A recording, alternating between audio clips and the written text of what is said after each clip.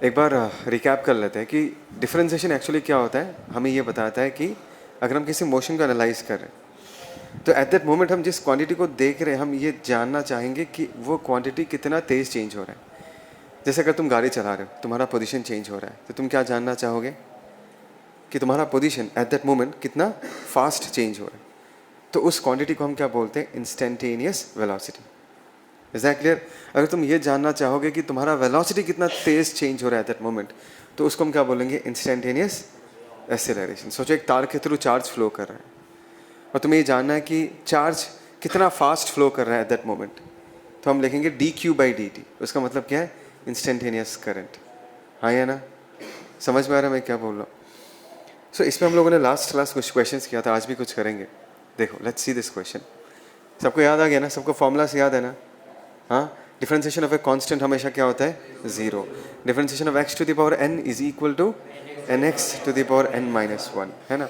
उसके बाद हम लोगों ने कांस्टेंट मल्टीपल रूल देखा था कि अगर कोई कांस्टेंट मल्टीप्लाइड फॉर्म में है, सोचे कि y equal to 3x², differentiate करना है तो हम 3 को क्या करेंगे? छेड़ेंगे नहीं, उसको बाहर रख देंगे और x² को डिफरेंशिएट करेंगे। समझ में आया? फिर हमने देखा सम रूल, मतलब बीच में प्लस हो या माइनस हो, तब हम क्या करेंगे?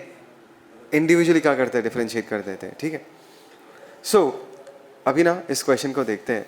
Position of an object is given as x equal to a plus bt², ये दिया हुआ है। तो हमें पता है कि पोजीशन टाइम के साथ कैसे वैरी कर रहा है, a प्लस bt²। पीपल, तुम्हें समझ में आता है कि पोजीशन जो है वो किस पे डिपेंड कर रहा है? टाइम पे डिपेंड कर रहा है ना? तो यहाँ पर position can I say that position in this case is a function of time? Yes, okay. So तुम्हें पूछा है find the velocity at t equal to 0 seconds and t equal to 2 seconds. Velocity पूछा गया है, हाँ या ना? Right. तो बता वेलोसिटी क्या होता है? How fast position is changing. और कब पूछा गया है? At some point of time. Correct people? t equal to 0 seconds में क्या वेलोसिटी है? नेक्स्ट पूछा गया है t इक्वल टू 2 सेकेंड्स में कितना वेलोसिटी है।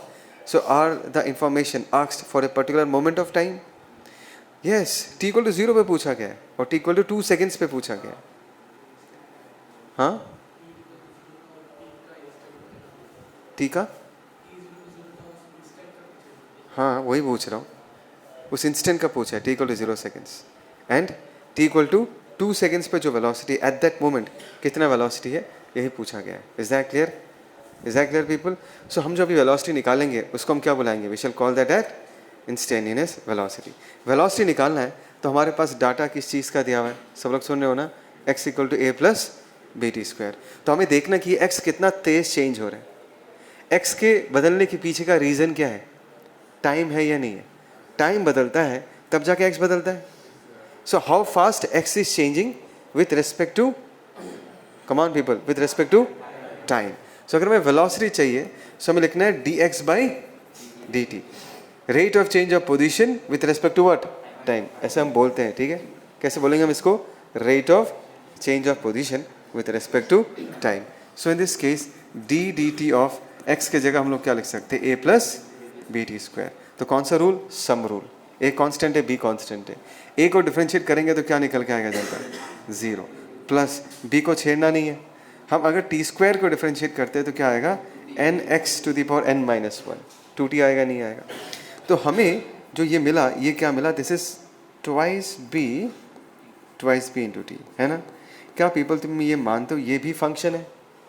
ये भी वेलोसिटी का फंक्शन है, हाँ या ना? बिकॉज यहाँ पर तुम्हें दिख रहा है कि तुम्हारा वेलोसिटी टाइम पे डिपेंड कर रहा है। टाइम वेरी करेगा तो वेलोसिटी क्या करेगा? वेरी करेगा। So I can say here that velocity is a function of time. अभी इस मशीन से, याद है ना, फंक्शन मशीन होता है, इस मशीन को अगर तुम टाइम खिलाओगे तो एज एन आउटपुट वो तुम्हें क्या देगा? वेलोसिटी देगा। तो t इक्वल टू 0 पे का वेलोसिटी है, सो एट t इक्वल टू 0, सुने हो ना?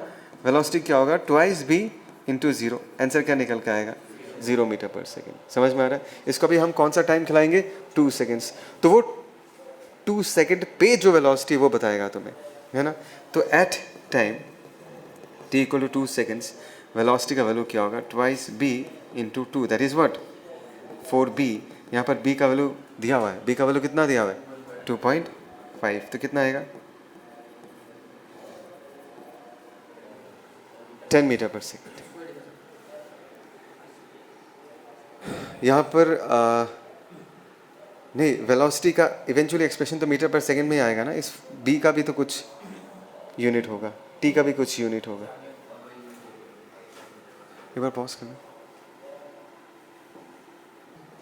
कोई दिक्कत? ओके, सो इस क्वेश्चन को हम इस तरीके से करेंगे। कोई डाउट?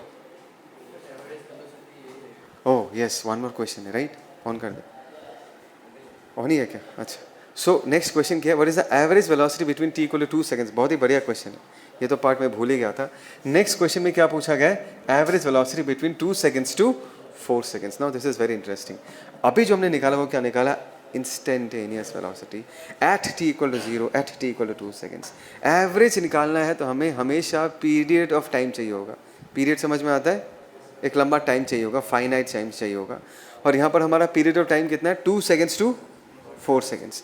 तो क्या मैं अगर एवरेज वेलोसिटी निकालने का कोशिश कर रहा हूँ, जनता सुनो मैं क्या बोल रहा हूँ, एवरेज वेलोसिटी निकालने का कोशिश कर रहा हूँ, क्या मैं del t time period 4 seconds minus 2 seconds, कितना टाइम पीरियड है? That means this motion has happened for a time period of 2 seconds. क्या तुम्हें अभी फर्क दिख रहा है?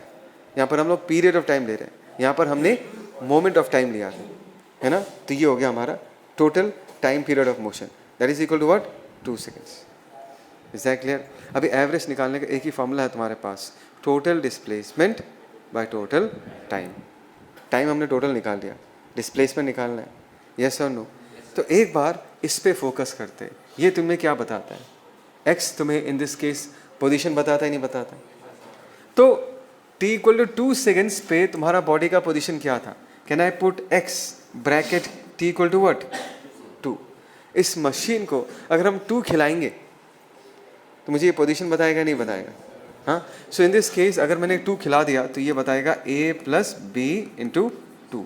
वैल्यू पुट करूंगा, a का कितना होगा? 8.5, ओहो टी स्क्वायर है राइट, 2 स्क्वायर, तो कितना हो जाएगा? 8.54 इंटू बी। बी का वैल्यू कितना है? 2.5, कितना निकल के आएगा?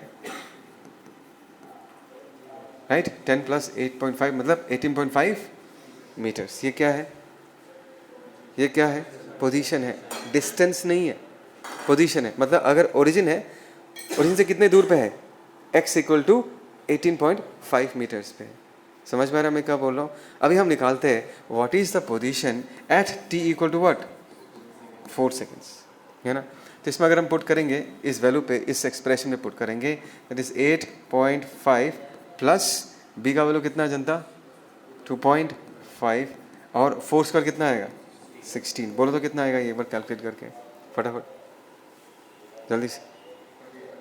48.5, दैट इज 48.5 मीटर्स। इसका मतलब समझ में आता है? What does it mean actually? Position से, डिस्प्लेसमेंट नहीं है ये। मतलब अगर ये मेरा ओरिजिन है x इक्वल टू 0, तो at t equal to 2 seconds हमारा पार्टिकल यहाँ पर था और उस वक्त उसका पोजीशन कितना था? 18.5 मीटर्स।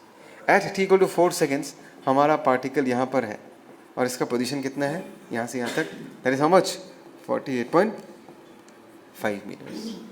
तो डिस्प्लेसमेंट कितना हुआ होगा? 48.5 माइनस ऑफ 18.5। अभी आया समझ में? So in this case the displacement is this and displacement in this case is equal to what? 30 meters। आया समझ में? अभी हम एवरेज निकालेंगे। तो एवरेज क्या होगा? Total displacement by total time. समझ रहे हो मैं क्या बोल रहा हूँ पीपल? हाँ या ना? सो इन दिस केस अगर हमें एवरेज वेलोसिटी चाहिए तो टोटल डिस्प्लेसमेंट कितना होगा? 30 मीटर्स। टोटल टाइम कितना हो जाएगा? 2 से लेके 4 सेकेंड्स है, कितना होगा? 2 सेकेंड्स। तो आंसर क्या निकल के आएगा? 15 मीटर पर सेकेंड। ये हमने एवरेज वेलोसिटी निकाला। बोलो कॉन्सेप्ट समझ में आया नहीं आया? श्योर? कोई दिक्कत किसी को? पक्का? ठीक है।